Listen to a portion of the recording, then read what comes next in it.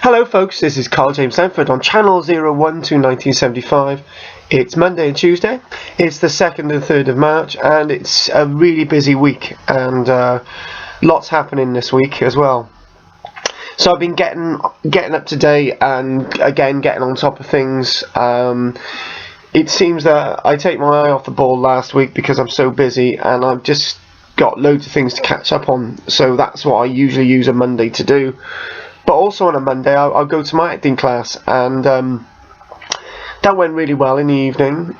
It was a few good activities, and we just tried different sort of exercises most weeks, improvisation, and obviously the minutiae of detail and getting them right is really important to acting.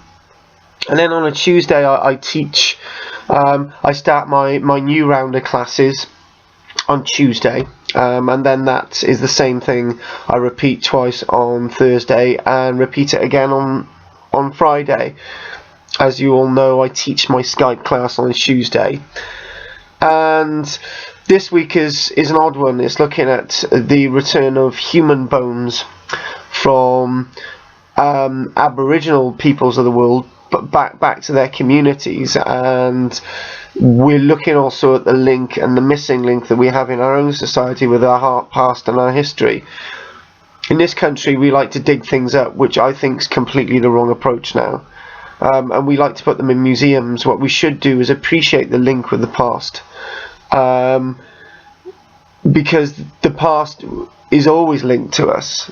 Except, for example, the Uffington horse. For many years, people used to have fairs on the top of this wonderful horse, which is near Swindon, called the Uffington horse. It's nearly 3,000 years old, and they used to scour the chalk out of the horse and replace it with new chalk, so it white it up again, because these sites are quickly overrun by the grasses again.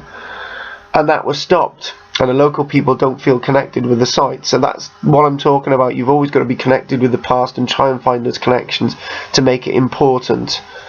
So those things happening with Islamic State in places like Mosul, if they were actually connected with their history, they wouldn't be destroying it.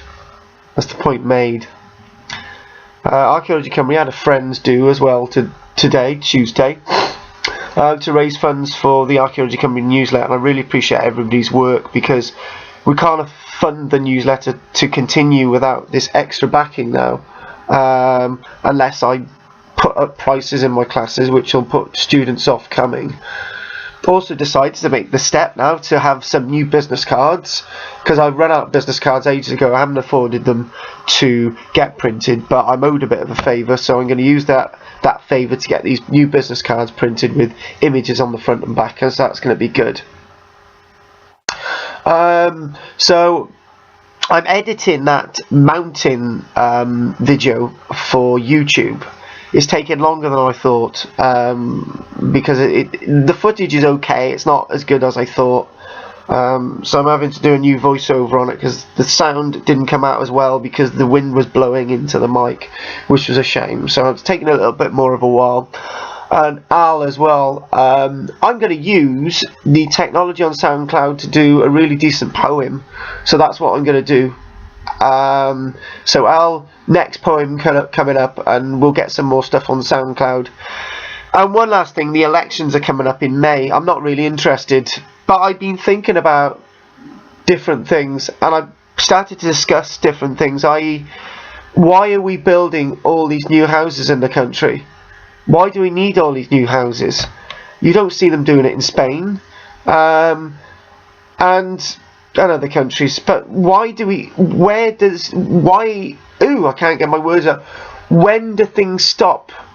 If you keep building houses and houses and population keeps increasing, there are going to be no fields to grow crops, there's going to be no wildlife, we're ruining this planet, we're destroying it, and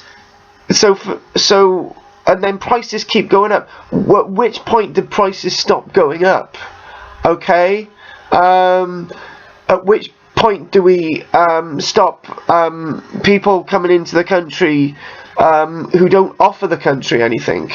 Okay, years ago we used to have people coming in from the Caribbean that would offer this country their culture. People would integrate, and they would take part in society. And India, we've got doctors and very important people coming over in the past, but we don't have those people coming over now. But what we have is people from Europe who don't have any skills to offer.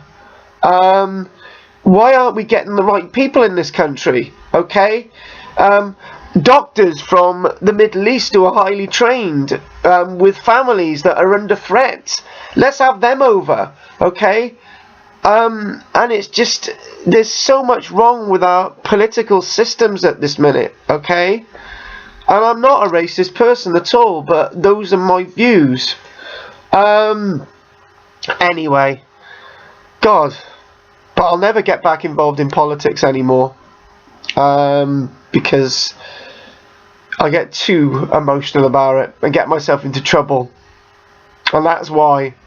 Anyway, this is my video log. Hopefully you've enjoyed my video log, and everybody keep watching. Thank you.